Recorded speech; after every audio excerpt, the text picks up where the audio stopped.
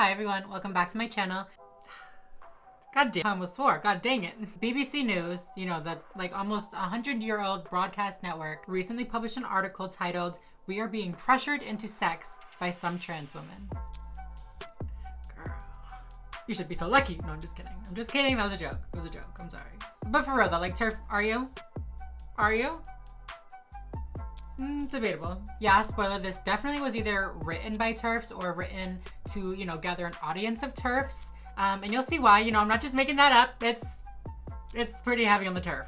The whole article, which obviously I'm going to get into, is just a bunch of different anecdotes and a bunch of different quotes from different transphobes talking about how they were pressured into, you know, the sexual intimacy or sexual activity with trans women. And also just, you know, chatting about how they think trans women are men. The casual stuff.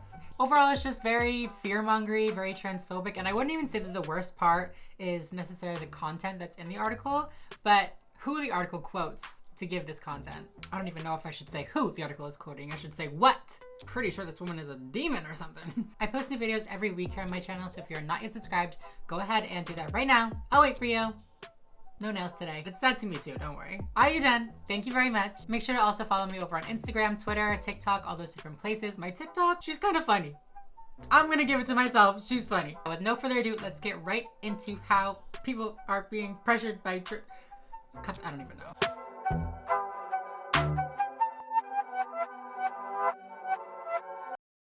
Before I go ahead and talk about, you know, the people that are quoted throughout this article, the people who are, you know, cited throughout this article, I do want to mention the arguments that are brought up throughout the entire thing. I was going to go like argument by argument, but honestly, all the different anecdotes, all the different people are just saying the same exact thing.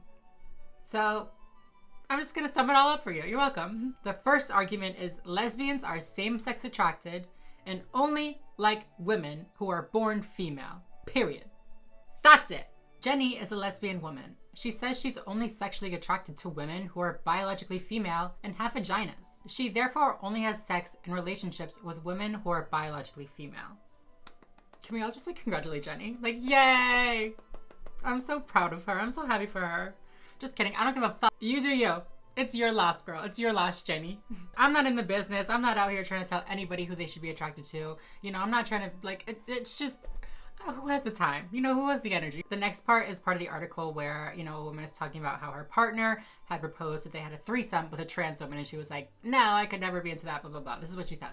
She said the trans woman in question had not undergone genital surgery, so she still had a penis. I know there is zero possibility for me to be attracted to this person, says Amy. Which, okay, sure, yeah, like I said, genital preferences are fine. Like, you know, you're not into sorry, I'm like fixing my tit, sorry. Like, okay, sure, yes, genital preferences are real. Like, I've talked about them many, many a time. I'm not getting into it. Like, everybody agrees. Like, I don't know why they keep bringing this up. The only people that are perpetuating this argument that trans women say that you know, you have to sleep with them or you're transphobic is TERFs. They're the only ones saying that trans women say that. Trans women don't actually say that. Amy continues and she says she would feel this way even if a trans woman had undergone genital surgery. If it's the trans part that bothers you, just say so. Like, I'm still gonna call you a TERF, but no, some people really do, you know, refuse to admit that it's a trans part, but not in this article. Not in this one, girl. They do not shy away from their true opinion, which actually coincidentally brings us to our second point. Trans women are men. So this one is not, you know, explicit. They don't ever say trans women are actually men, blah, blah, blah. But you can put it, you can, you know, connect the dots. A little, what are those things? What are they called? It's literally connect the dots, right? One compared going on dates with trans women to so-called conversion therapy, the controversial practice of trying to change someone's sexual orientation. First of all, this is just like not okay. Like, going on a date with somebody is completely voluntary. You know what I mean? Like, you're gonna compare that to conversion therapy. I brought this quote up because they're saying that a lesbian going on a date with a trans woman is similar to a lesbian going on a date with a man, you know, going to conversion therapy to try to be with a man. So yeah, they think trans women are men. That's that. But I mean, again, it is not as explicit. You know, they don't ever say trans women are men. So I mean, if you need a little bit more evidence, if you will, one of the people that they quoted, which again, we're going to talk about the people that they quoted a little bit later on, but they quoted, get the L out, or some weird ass thing, I don't know. But on one of the people that they cited's websites, it says, the LGBT community is coercing lesbians to accept penises as female organs and heterosexual intercourse as lesbian practice. I'm not going to talk about the whole accepting penises as female organs. That is a whole different conversation. That's a different conversation. But what they're referring to as heterosexual intimacy is a trans woman and a cisgender woman being intimate. That's two girls. Another thing that TERFs love to do is stereotype and generalize trans women to be this caricature of a trans woman. You know what I'm saying? And you all know the caricature. This quote is actually from the same person that, you know, I talked about the quote from before. The one that had the girlfriend that wanted to have a threesome with the trans woman. It's the same story. So she said in response, I can hear their male vocal cords. I can see their male jawline. I know under their clothes there is male genitalia. These are physical realities that, as a woman who likes women, you just can't ignore. So like we already talked about the whole genitalia part where she said that even if they had bottom surgery, she still would not be interested. So I don't know why she mentioned that they had male genitalia under their clothes. But what's this about male jawlines and male vocal cords? I mean, like, yeah, on average, males tend to have deeper voices. You know, they tend to have stronger jawlines, whatever. But that's not to say that there aren't cis women out there that have voices as deep as, you know, the average male, or have jawlines as sharp as, you know, the average male. So not only are you unnecessarily and inaccurately stereotyping trans people, you're also ridiculing the very people that you say that you're out to protect. Young, cisgender women. Figure out what you're trying to do and then come back to us. Anyways, the third argument that they bring up, trans activism is trying to revert progress back to asking women, how do you know you don't like dick if you haven't tried it? Which they compare to, you know, straight men saying to lesbians, how do you know you don't like men if you haven't tried them? Throughout this whole article, everybody is bringing up this huge problem and saying that, you know, it's taking over and it's a huge crisis on the rise. Several people have gotten in touch with me to say that there was a huge problem for lesbians who are being pressured to accept the idea that a penis can be a female sex organ. So they're trying to frame it as this huge issue and something that needs to be handled urgently. But then 5 times later, they're like, it's not that big of a problem.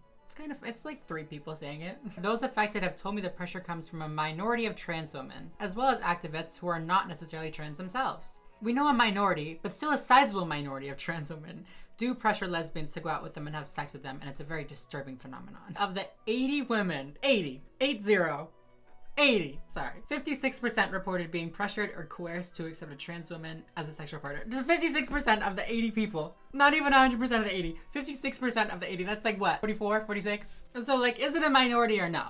Because you're going around saying it's this huge problem, but then when you're asked about it further and like pressed on like, how do you know it's a huge problem? You're like, well, it's not that big of a problem. It's like kind of fine. I mean, it's like, you know, we've heard some things. We got some DMs, you know, like you made this whole BBC article for a couple DMs that you got on your TERF blog. You want to go off random polls? Fine. Let me can I do a poll? Can I get a poll up here, please? So the fourth and final argument is going to perfectly segue us into the people that they quoted, but let's get into it real quick, shall we? The final argument that they propose is that trans women are pressuring cis lesbians to sleep with them, also known as assaulting cisgender women. 24-year-old Amy told me she had experienced verbal abuse from her own girlfriend, a bisexual woman who wanted them to have a threesome with a trans woman. That was the story that I quoted earlier. I just wanted to bring that up again because, like, what does that have to do with a trans woman? The trans woman did not pressure you, honey. That was your girlfriend. You're in a toxic relationship. Time to leave. I thought I would be called a transphobe, or that it would be wrong of me to turn down a trans woman who wanted to exchange nude pictures. Young women feel pressured to sleep with trans women to prove I am not a TERF. The article and the quotes do go farther and talk about some experiences that cisgender women have had where trans women have, you know, physically forced them or coerced them to sleep with them. And obviously that's bad. That's disgusting, horrible, illegal, like all that stuff. No excuse. At all. But unfortunately, bad people like this exist in every single community. We cannot take these bad examples and generalize a whole community and create perceptions that these communities are predatory and all rapists and all like going to do whatever. Because what if we did that with one of the lesbian contributors in this BBC article? You want to go there, Miss BBC article? Miss BBC article? Sorry, are you Miss, Mr? Miss? What's your pronoun? So they do include a pretty good variety of sources in this news article. I can't get over that. This is a literal news article.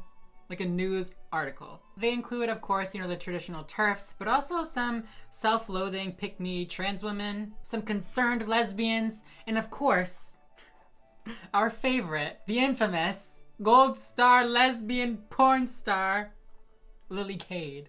We'll get to Lily. I'm sure you all know what's going on with Lily. We'll get to her. Let's start with, how about Miss Get the L Out herself? Miss Angela. So Angela Wild, one of the people that was quoted in this thing, you know, her picture's actually in the article, is the co-founder of Get the L Out. What is it? Get the L Out?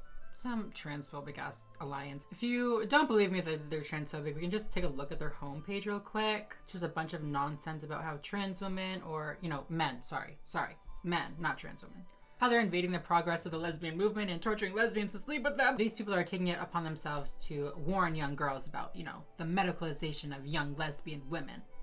God, this is like focusing on my hair. Like, I know it's cute, but like, focus on me. For example, we strongly argue that the only way to end lesbianism is to get the L out of the LGBT community and build women-centered alliances with all lesbians and feminists willing to end male domination and women's oppression.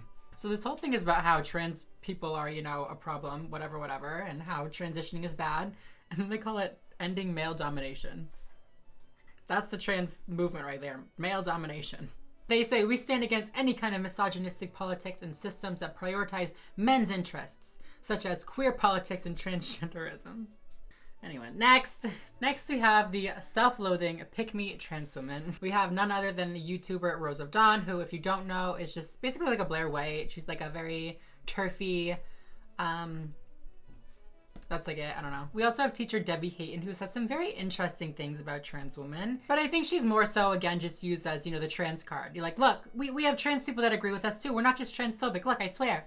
Somebody should tell them that trans people can be transphobic, huh? Damn, imagine being a trans person and like being in an article with Lily Cade. Do you think they knew who else was gonna be in this article when they like agreed to be interviewed for it? Probably not, but like still. Ooh. So when I looked at this article, it seemed a little short. Looked like something was missing, you know what I'm saying? And then when I got to the bottom of the article, it said, update 4th of November 2021.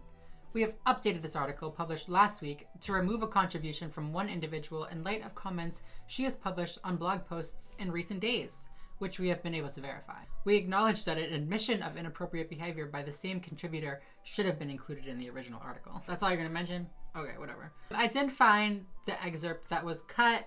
Nothing really too exceptionally bad was said, just some really fucking weird stuff. Like her talking about how she couldn't have sex with a trans woman because their vagina did not resemble that of a female ape. Same. No, I can't. Not same.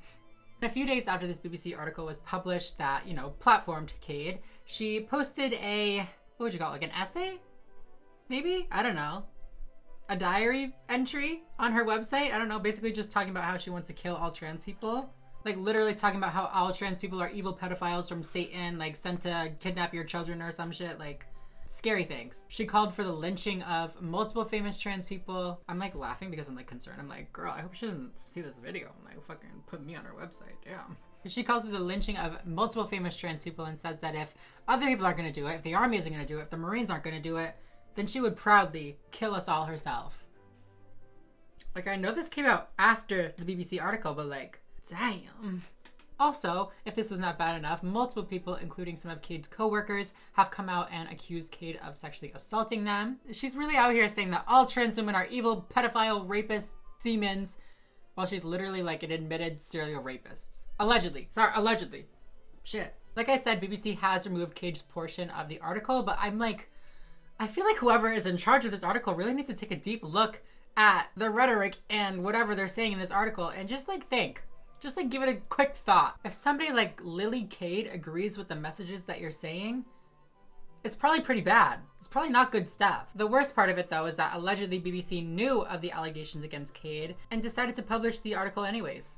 And they even told critics and readers that, you know, the article met up to journalistic standards for BBC News. So yeah, I don't really know what's going on over at BBC News. Like I don't even know what to say. The fact that this was a news article posted on like this very famous news platform is very concerning to me, but honestly at the same time it's not surprising.